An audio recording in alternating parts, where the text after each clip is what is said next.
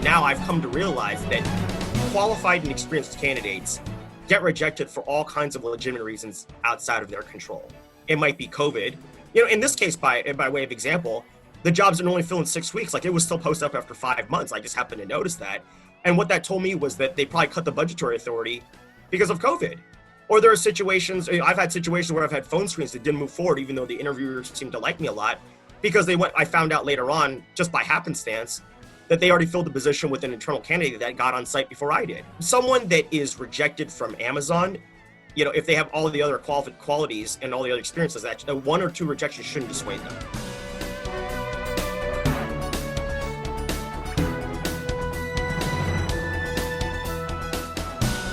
Hi, everyone. Welcome to a brand new episode of our podcast. I am thrilled, completely thrilled, to welcome our new guest today. I'll turn it over to him in a second. Let me provide a very brief overview before that. His name is Martin, and Martin is incredibly inspirational for me, and I'm sure he will be to you in a little bit, because he has been applying for a role at Amazon over quite some time. And the impressive piece is that he actually was hired at Amazon. He applied for a level 6 senior financial analyst position, and he got an offer. And at that point, he chose to proceed by following his entrepreneurial dream over joining Amazon. Unfortunately, the startup didn't work out necessarily, as often happens. And Martin went back to the drawing board and resumed applying to Amazon. And this time he actually applied for an even different functional position. He applied for a senior business analyst position, another L6, very senior level position, as those of you who interview for Amazon know. And unfortunately, he was not hired during this second virtual on-site loop. But in typical Martin fashion, he continues to run up the hill and knock on the door. He's incredibly inspirational. He was one of the very early customers of our Premium Plus package.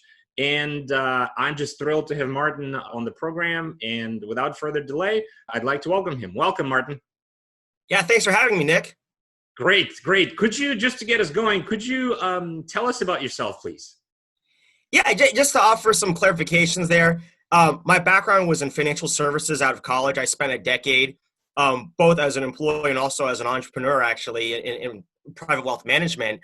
And then after 10 years, for various reasons, I pivoted to corporate FP&A. So, the traditional financial planning analysis functions, financial forecasting, budgeting, business analytics for a large hospitality company. And then I went to a SaaS startup in the telecom space for 3 years. I was the vice president of finance there, which was kind of a strange move. And then I was the VP of finance for a struggling logistics startup that I was able to turn around. And so on the way out of the logistics startup, I was actually offered an SFA role at Amazon, and I didn't quite turn it down to go to a startup. It was to be a CEO in residence at a startup accelerator in Asia. So when I got the offer, I received the offer at the same time for something in Hong Kong, where I went out there and I was leading as a CEO, non-technical co-founder for a bunch of deep tech projects.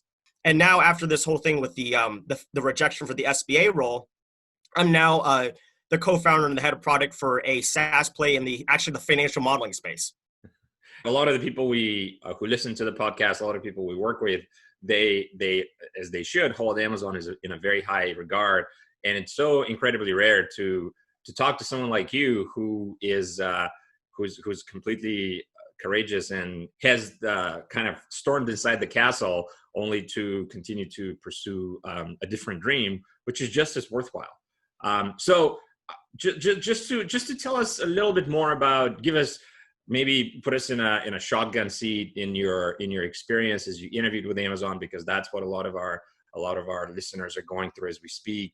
And I don't know how we best do this, because you're such a unconventional, your experience with Amazon has been so unconventional, but maybe the next few questions, if you can give us the best of the Reader's Digest version of either of the two interview loops, that maybe would work.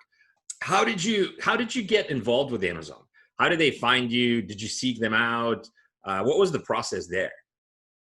Yeah, so after I left the SaaS startup that I'd been at for 3 years, I applied for a finance manager role, which, I at the time I was quite frankly not knowledgeable about the leveling there.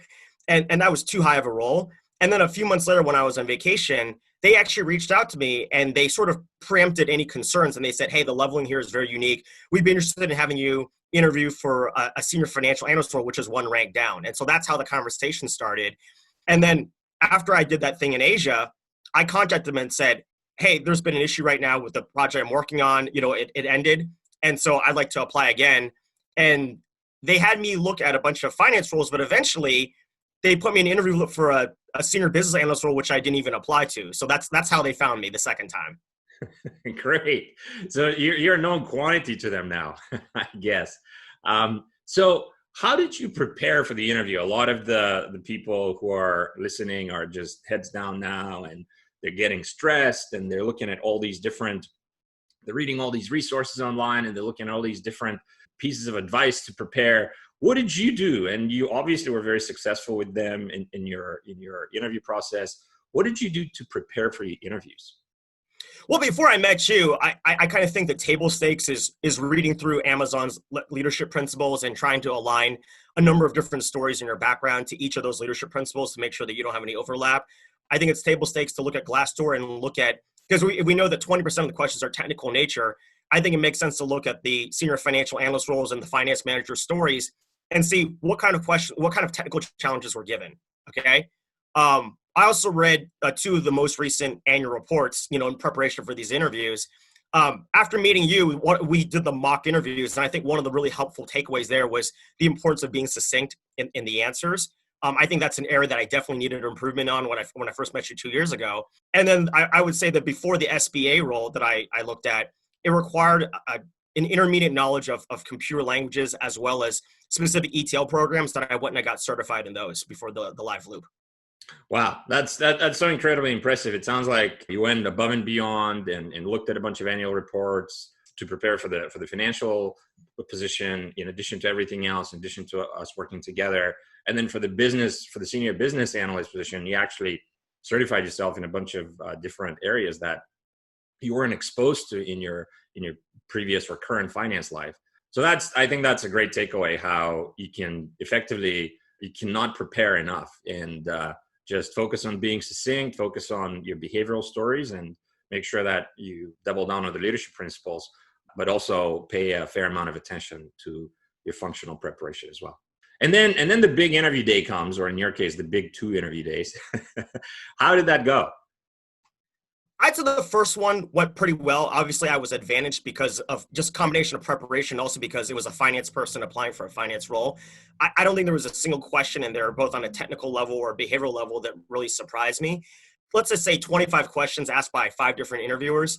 There was probably only one experience that I thought was unusual or even remotely negative. And I certainly hope that by answering this question that it doesn't in any way taint the impression I want to give or that I have of Amazon, is that one of the finance managers asked me to explain a financial model, what kind of analysis that I had done. And he had 3 or 4 follow-up questions where I went through it. And at the end of it, after I had boiled it down to the most detailed level of granularity possible, he sort of said, well, what analysis did you do and what were your assumptions? And I wasn't sure if this was like a test of how I would behave under stress or if it was some intentional gaslight for some reason.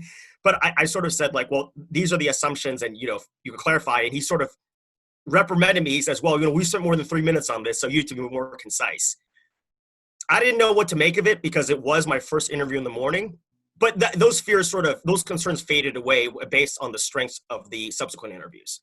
For the SBA interview, the thing I noticed was that half the people I ran into, both at lunch and also in the real interviews, was that they were very surprised after my experiences as a CEO in residence for some tech startups that I would want to work as an individual, granted a senior, but still an individual contributor at a large company. And the exact words that you used were, you've spoken to investors, you've changed company culture, you've done hiring, you've changed both the strategy and the product line of a company. Like, why would you ever want to come work at a large company as a cog in the wheel?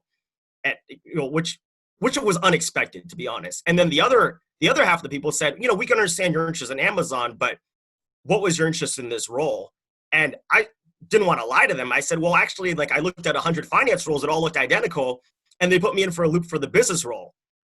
I don't know how that played into the decision for decline.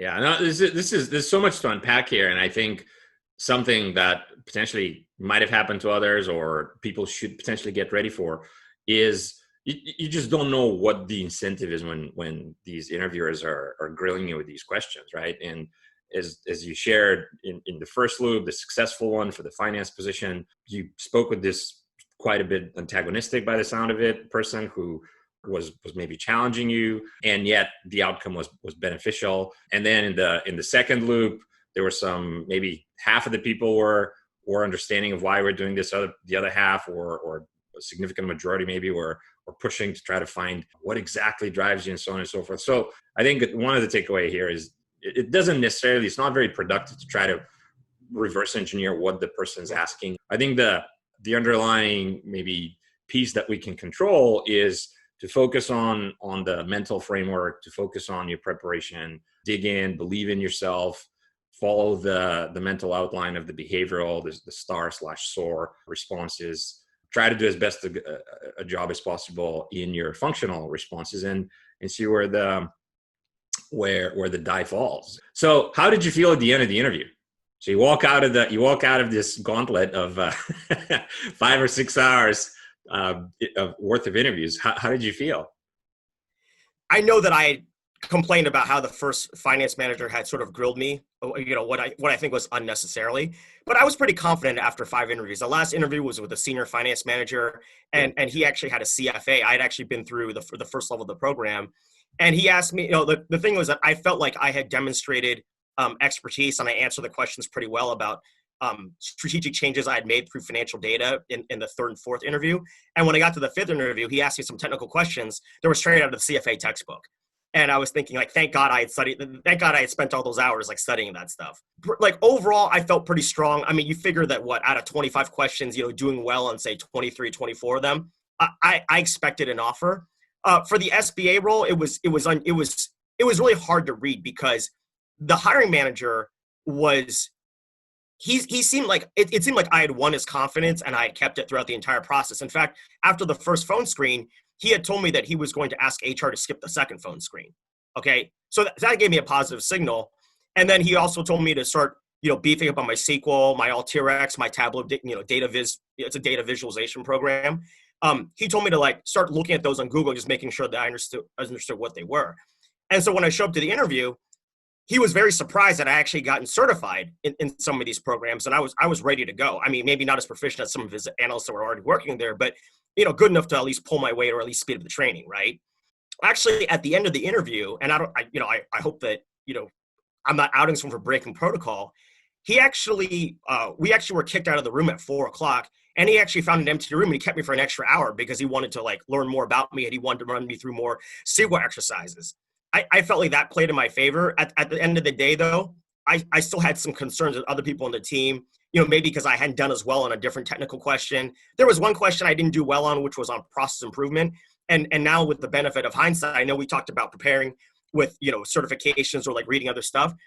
If Amazon has a lot of Six Sigma listings on their job requirements, there's probably a good reason for that. And in hindsight, if I had taken the Six Sigma program more seriously, I definitely would have hit that question on continuous improvement a lot better than I did. It's remarkable, again, to hear you describe how the process went and how elaborate it was. At this point, I should insert the additional caveat that you did go through this incredible amount of preparatory work for the senior business analyst role. And even if the final result wasn't a success, throughout the process and through the responses and the reaction of the potential hiring manager, and I'm sure others on the loop, a lot of those people walked away incredibly impressed. And people generally, an Amazon interviewer generally wouldn't spend an extra hour with someone if they didn't think that this person would be a future colleague of theirs. So I just can't stress enough how important it is to go the extra mile, similarly to what you've done, and certify yourself in a field that maybe you didn't know before, or go the extra mile, because that reveals in an incredibly unambiguous fashion how you raise the bar on learn and be curious and bias for action and invent and simplify.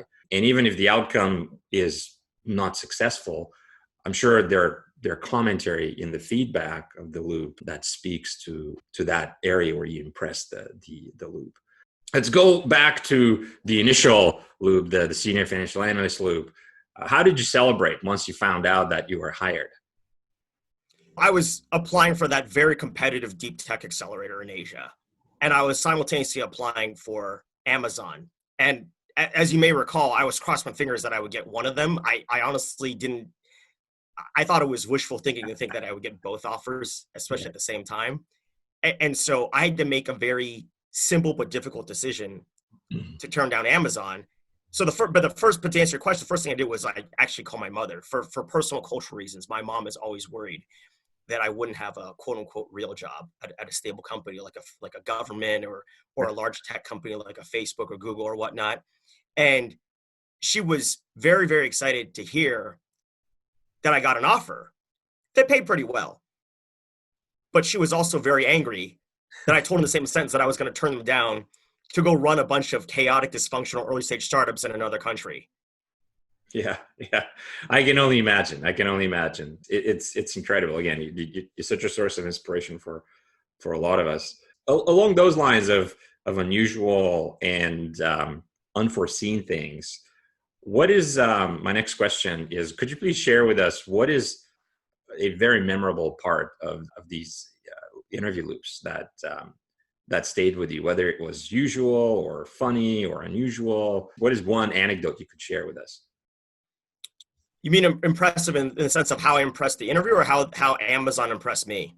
Either one. I mean, I'll maybe start out here, and with your permission, I'll disclose this one piece of information of how for the second loop, for the senior business analyst loop, you were at the time in Asia, you were in Hong Kong, and COVID was just descending on us. And you actually, I think, volunteered to fly over to Seattle and interview in person instead of over a video connection. And they asked you, "Hey, Martin, could you please self-quarantine?" And you said, "Yeah, no problem." And you actually quarantined yourself for a couple of weeks, and then they took your word for it, and then they interviewed you in person. So this is a pretty unusual set of events that happened. So I'm just curious to find out what stayed with you. Yeah, well, the whole thing with the whole COVID and this being overseas is I went over there to see the demo day to support the people in my cohort. I was actually at a trip planned for both Hong Kong and Singapore, and I was at the same time I was applying to Amazon, and they said, "Yeah, we can take you at the end of February." And I sort of plotted out that I would spend 14 days in the West Coast, and they were and at the beginning they were honestly too polite to ask, but I wanted to do it voluntarily because I was scared to death. What happens if I go there, I interview, and the next day someone at Amazon reports a COVID case and makes national news, and they're like, "Okay, well, this is the guy that just came back from Asia."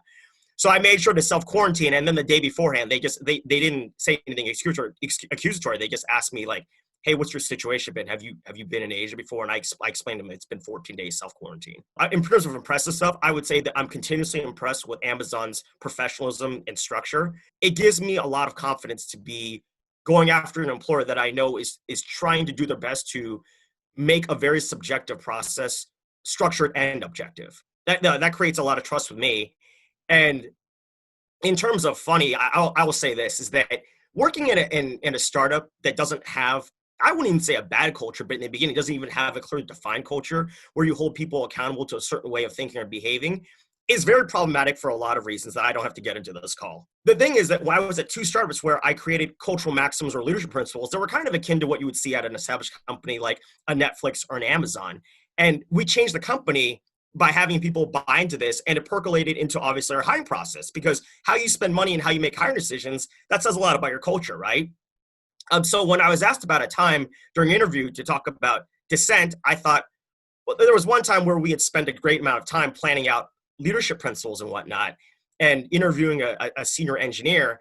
And the thing that upset me was that after the interview happened, everybody ignored what was said in the interview or what wasn't said in the interview. And they started going back they started backsliding, saying like, "Oh, we should hire this person because they worked at this company, or because they've got these life experiences and they've worked overseas in this many countries," or completely ignoring everything about the lack of cultural fit or the lack of communication ability.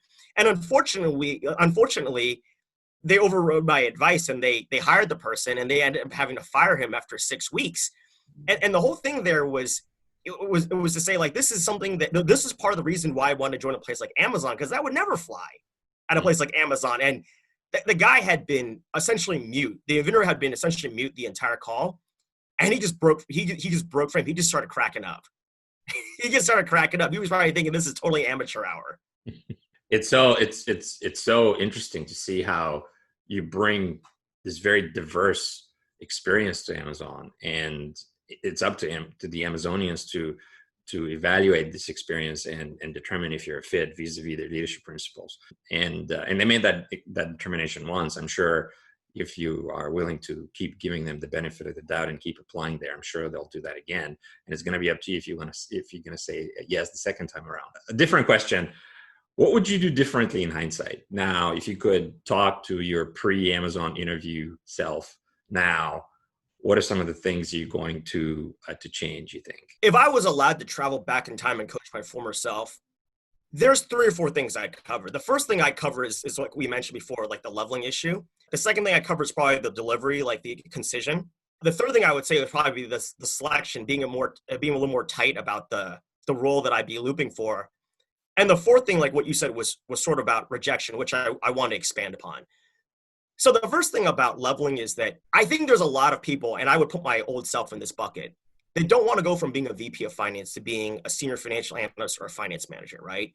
And I think one of the first things you taught me was that Amazon does a great job of paying people and giving access to interesting projects, interesting coworkers, and quite frankly, having a large impact, whether that be measured operationally or financially.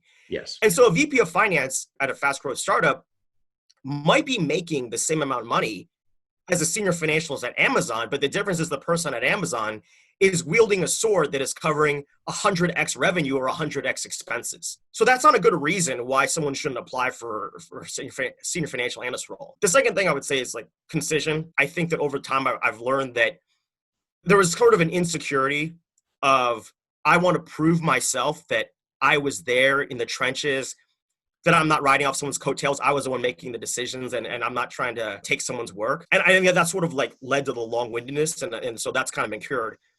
I think the third thing I would say is sort of like the selection of the whole SB&A role. And I don't know how other candidates, what their experience has been, but if Amazon is sort of asking questions about, hey, your resume screams finance, like, are you sure you want to apply for this? It doesn't really matter whether or not I feel comfortable with the job, whether I'm confident in my ability. They have their own way of thinking based on viewing hundreds, if not thousands, of past candidates and employees.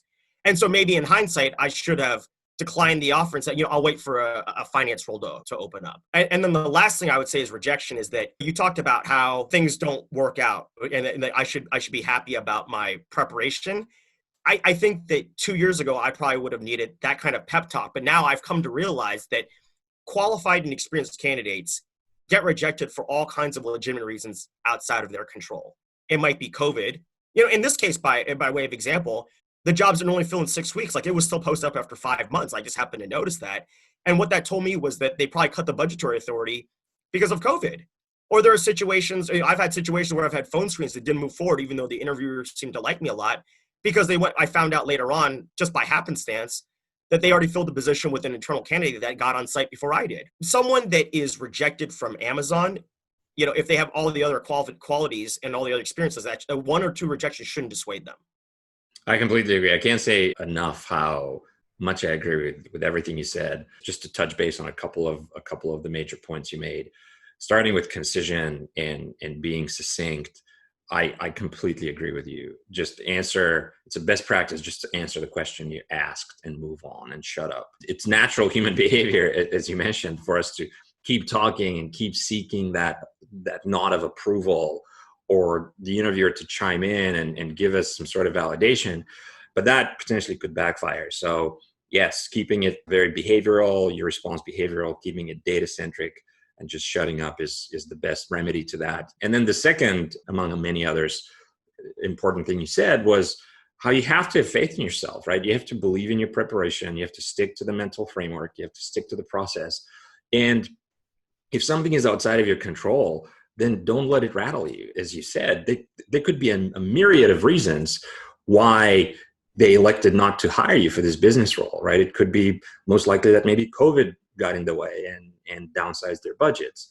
Maybe the hiring manager really, another reason could be the hiring manager really loved your fit with the leadership principles and with the culture, but the role required a bit more functional depth, and he wasn't able to dissuade the rest of the interview loop that you're the best applicant for that. I mean, there could be a number of other reasons that are not at all reflective of you being poor interviewee or a candidate. And again, if you just keep knocking on the door, sooner or later it's going to open. Let's see, a couple more questions. Recently, we've adopted this new format where we ask previous guests on the podcast to come up with questions for the follow-on guests. So our previous guest, her name is Pam. She came up with the question, and I'm sure you're going to appreciate this because I think it fits your story very nicely. Why do you keep doing this? Why? And Pam's story, for those of you folks who are listening, if you don't remember, she was similarly to Martin. She was running up the hill over and over and over again, and she was recycled and rejected and whatnot, and eventually she got hired. And her question for our next guest, Mr. Martin, is what makes you want to do it over and over again? What is keeping you coming back after you got rejected? I think that question is kind of broken up into three different layers. The first thing is there's sort of an implication there that if someone gets rejected, they should be dissuaded. And we sort of cover about why I don't feel that way anymore. The second thing is, do the reasons to why you originally applied, are they relevant to your situation? Are they still valid? And the third thing is there something I can do today that makes me a more qualified candidate than the last time? And if the answers to these three layers are positive, there's no reason to stop. And so I had very specific reasons for wanting to join Amazon. One of them is the fact that they have an established culture, which is something that is unique, especially for a company of that size, to have literally hundreds of thousands of people singing from the same hymn sheet. That just creates so much predictability and so much more performance. I've seen what happens when you don't have a culture or you don't have the right culture in a 20-person company. Having the access to the people, having access to that kind of impact, having a new experience that I didn't have because I've always worked in chaotic entrepreneurial roles. And when I did work in Fortune 500 companies, they were like low-level operational roles. So that would have been a huge lift. Those reasons have not changed. So I would still go work there. And the other thing is, is there a way for me to make myself a better candidate? I talked about, one of the things I mentioned was the lack of experience with, continuous improvement in Six Sigma is that actually I recently went through a Six Sigma black belt program. And I think that if I was to face that challenge again, I would answer it very differently. So that's what keeps me coming back. It's a great message. I can't resist but just ask the question even more poignantly in your case. In light of the rejection in the second loop, do you regret turning down the offer from the first loop? Now that you mention it, that question it was asked in a very polite, indirect way, but that question sort of came up in the second loop. I will say this. I get asked this question, whether indirectly or directly, very often over the last year. I think about it not from a standpoint of regret or emotion, but just more of strategy and analysis. And the answer always comes back the same. I made a decision with the best information I had at the time. So I shouldn't regret it. I mean, that's an Amazonian principle, right? But even with the benefit of hindsight, I don't regret it. The reason why I went over there is because I wanted to demonstrate certain skills in an entrepreneurial environment, in a startup. I wanted to be the captain of my own ship. And I wanted to be surrounded by very highly collaborative, very intelligent, very humble people that were lived from all over the world from different walks of life. I mean, the thing is, I know there was a comment that was made that things didn't work out for me in the program. In a way, things did work out because I grew something in the hardware space that I had no experience with beforehand. We made a tremendous amount of progress. We secured LOIs from manufacturers. We got great advisors with very strong backgrounds to help us out, to make us introductions into global organizations. And I now have people in my network that are literally holders of Guinness, world records, and we're rocket scientists. There isn't a week that goes by where I'm not on the phone with at least two of the people from my cohort and two other people from other branches, other cohorts in the Startup Accelerator Network. I want to underscore a couple of things from everything you said, which makes complete sense. Those couple of things are, one, never feel regretful. And two, Amazon will always want to hire someone like you. They always need the capacity and the leadership principles fit and the never say die attitude of someone like you on their team, should you be willing to continue to run up the hill. And it sounds like you are. And if anything else, I mean, it actually, now that you keep reinventing yourself, and as you mentioned, you keep adding to your arsenal of these both professional experiences and functional certifications and improvement.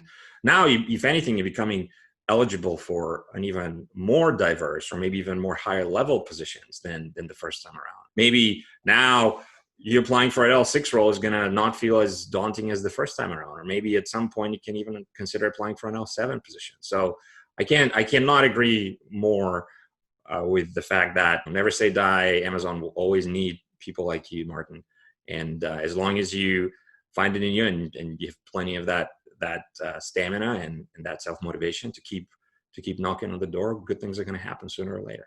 Last question. Now it's your turn to pay it forward. What question should I ask the next guest of our podcast? Well, I assume that you're going to interview someone that they've already received an offer or they've already joined Amazon. I guess my question to them would be this: is anyone who gets into Amazon and stays there for at least a year probably has an abundance of competitive options.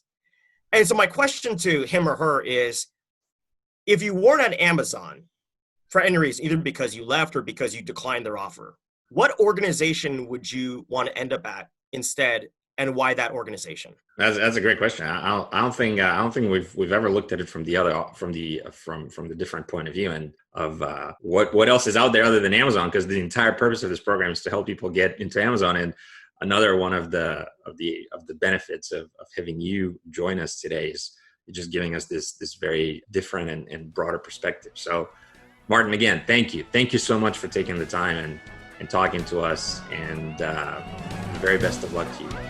I know good things are going to happen. I appreciate it, Nick, and I appreciate your continued support. Thank you.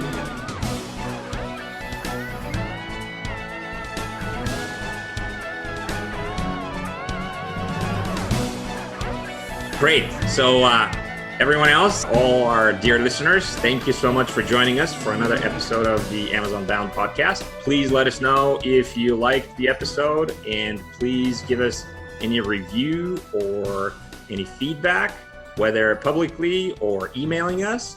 We do appreciate it. Please subscribe to our podcast, and best of luck. Stay safe in these difficult days. We'll talk soon. Bye.